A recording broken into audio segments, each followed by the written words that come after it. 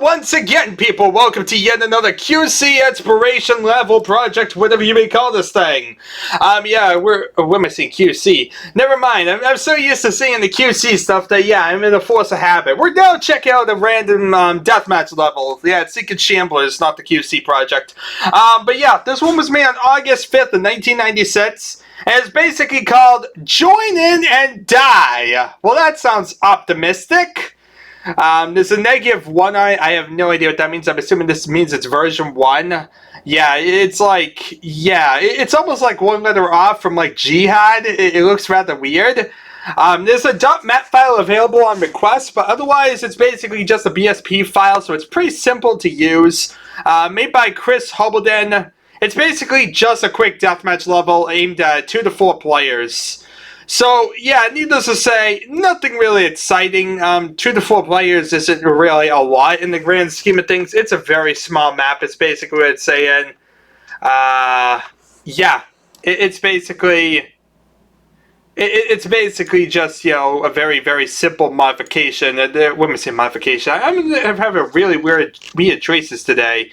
But yeah, like I said, it's not really the most grand things in the world. And yeah, apparently this was made with the editor Quack.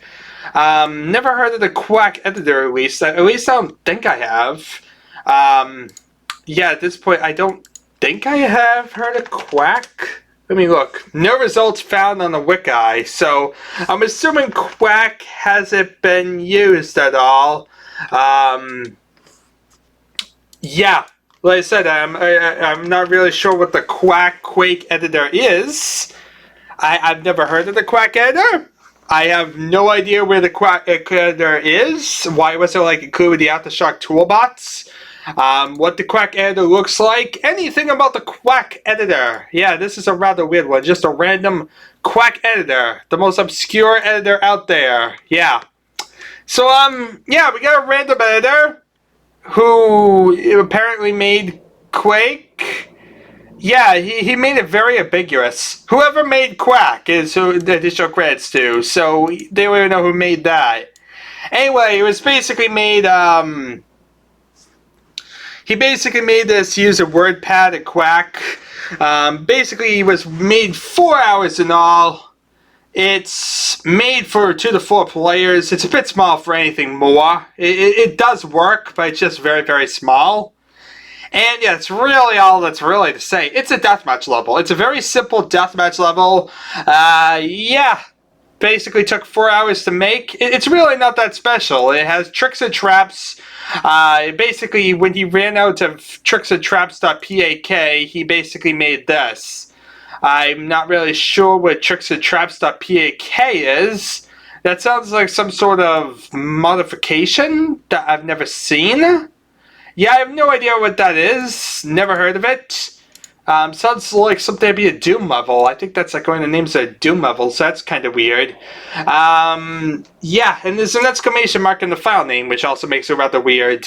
But yeah, like I said, simple deathmatch level, not really that exciting or anything, but that's basically part of the course, I guess. Sometimes you get certain exciting things, sometimes you don't. Let's load up our level hub thing, and yeah. Basically, I'm using this level now as like a level hub. It's basically as convenient for one particular reason.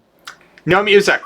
It's a very simple, straightforward level. No aggression, no enemies whatsoever. It's a deathmatch level, so you're not going to have like any enemies attacking you here. It's a very simple one-room map, so it's very quick to load.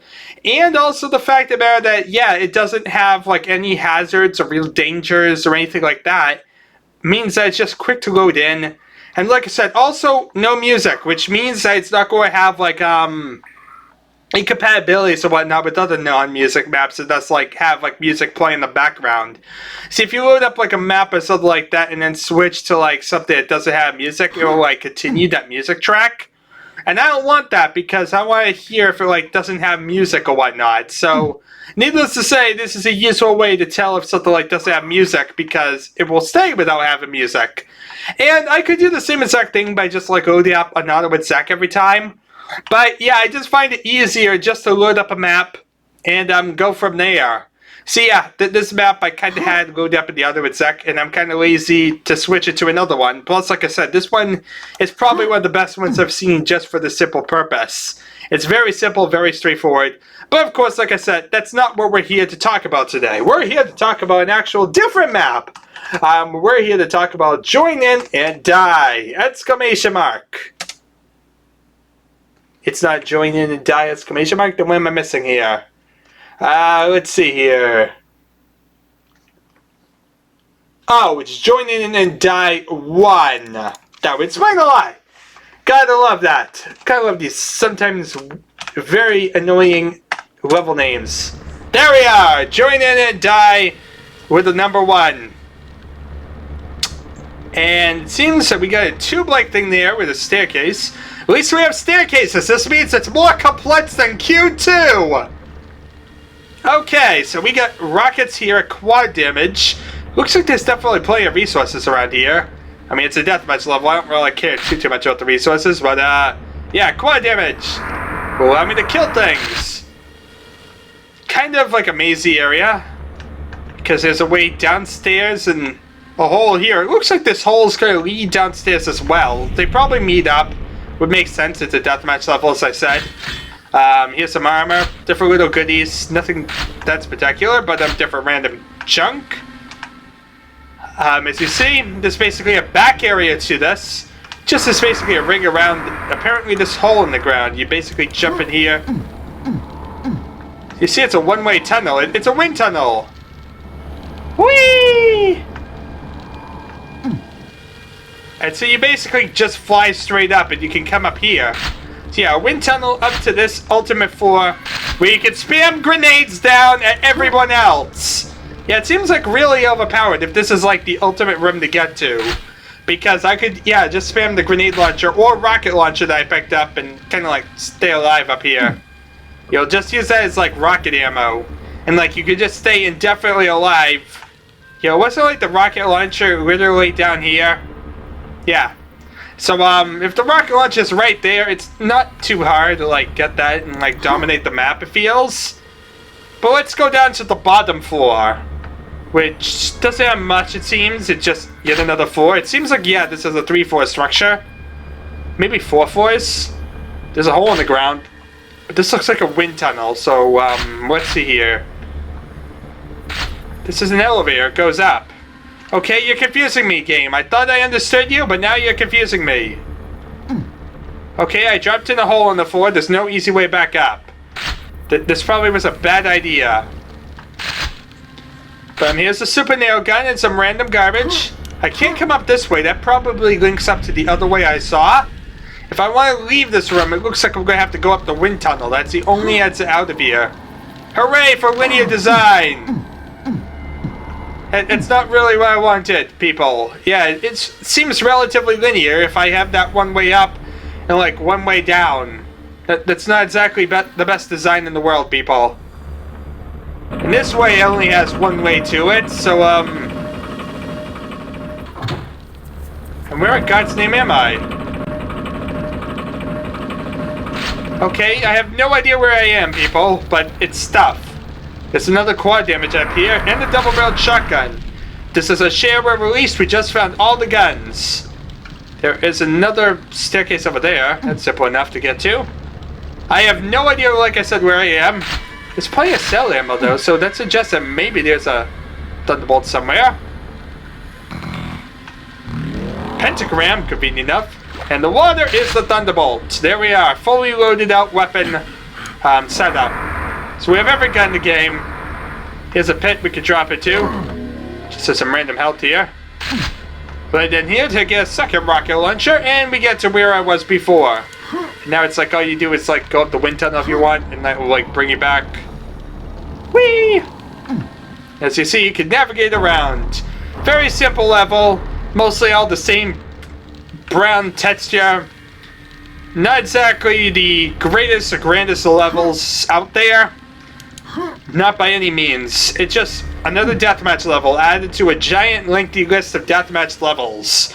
But yeah, it's another level that happens to be an obscure 1996 Quake level, and therefore fits within that criteria of random levels to check out And it has wind tunnels, which is definitely a little bit unconventional. You don't see many levels using wind tunnels. So it does feel nice to see them at use here. Especially since they're used so prevalently. It's definitely like the main feature of the level is to basically use wind tunnels everywhere.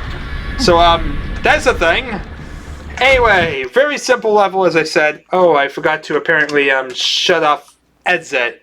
Yeah, I needed to like troubleshoot something, so I left that on. And of course, as usual, I forgot to turn that back off. Anyway, thank you all for watching as usual, people. Like I said, not a very exciting level, not very that interesting. It's just a deathmatch level with the very much the focus being on like almost a one texture map. It's basically a Q2 level with more complexity to it. So, needless to say, not the most grandest of things out there, but at the same time, it's a level, it's there, it's one more for in case you got bored of the other, what are we on, like past 110 levels or so for multiplayer, I think?